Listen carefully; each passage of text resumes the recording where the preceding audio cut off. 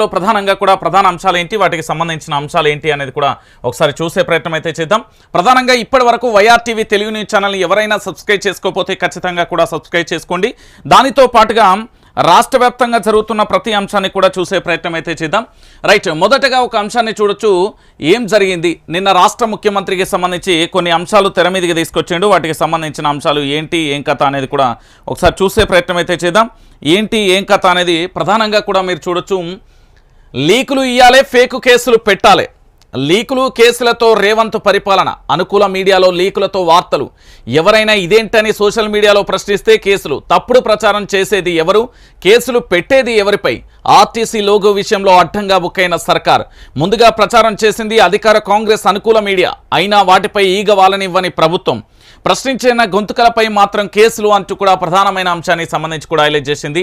రేవంత్ సర్కార్ తీరు చాలా విచిత్రంగా ఉంటుంది. ముందు లీకులు ఇవ్వడం,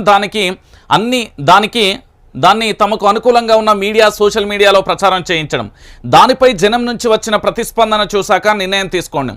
ఇలా సాగుతుంది రేవంత్ రెడ్డి పరిపాలన. అయితే చాలా తెలివిగా ప్రతిపక్షానికి చెందిన వారిని ట్రాప్ చేస్తూ కేసులలో ఇరికించడం ఇక్కడ గమనించాల్సిన విషయం. లీకులు ఇచ్చేది అధికార పార్టీ వాళ్ళే, కేసులు మాత్రం ప్రతిపక్ష వాళ్లకు అన్నట్లుగా వ్యవహారం ఉంది.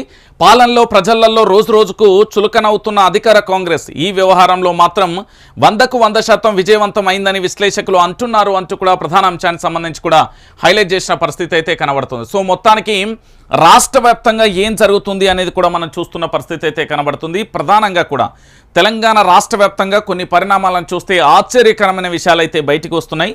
ఎందుకంటే ఆర్టీసీ లోగోకు సంబంధించి అసలు ముందుగా ఎవరు ప్రచారం చేశారు, ఆర్టీసీ లోగో విషయంలో జరిగిన అసలు తంతేంటి, పొన్నం ప్రభాకర్ గ్రూపులో అఫీషియల్గా చాటింగ్ జరిగింది, దాని లోగోలు కూడా షేర్ చేశారు అనేది మొదట వచ్చిన ప్రచారం. దానితో పాటుగా ప్రముఖ శాటిలైట్ ఛానళ్లలో కూడా వార్తను ప్రచురించిన దృశ్యాలు కూడా చూసాం. మరి వాటన్నింటి మీద లేని కేసు ఎందుకు హరీష్ రెడ్డి, దిలీప్ కొంతల మీద మాత్రమే కేసు నమోదైంది అనేది ప్రధానంగా చూడాలి.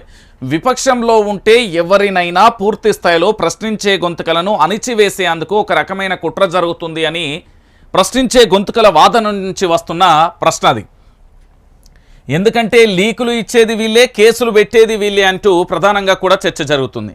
లీకులు ఇయ్యాలే, కేసులు పెట్టాలి అనే అంశానికి సంబంధించి ప్రధానంగా కూడా ఈ రాష్ట్ర ముఖ్యమంత్రి యనుమల రేవంత్ రెడ్డి గారి చుట్టూ ఉండే భజన బ్యాచ్ కావచ్చు, లేదా రేవంత్ రెడ్డికి ఉన్న రాజకీయ అనుభవం కావచ్చు, లేదా వారి చుట్టూ ఉన్న ఐఏఎస్ ఆఫీసర్, ఐపీఎస్ వ్యవస్థ, ఇంటెలిజెన్స్, రాష్ట్ర వ్యవస్థకు సంబంధించి కొన్ని విషయాలను లోతుగా అధ్యయనం చేసిన తర్వాత పూర్తి స్థాయిలో ఏం చేయాలి, ఏం చేస్తే బాగుంటుంది, ఏది చేయకుంటే బాగోదు అనే విషయానికి సంబంధించి కూడా వారికి చెప్తే బాగుండేమో అనిపిస్తుంది. ఎందుకంటే రాష్ట్ర వ్యాప్తంగా ఇప్పటికే లోగో పంచాయతీ తారాస్థాయికి చేరింది.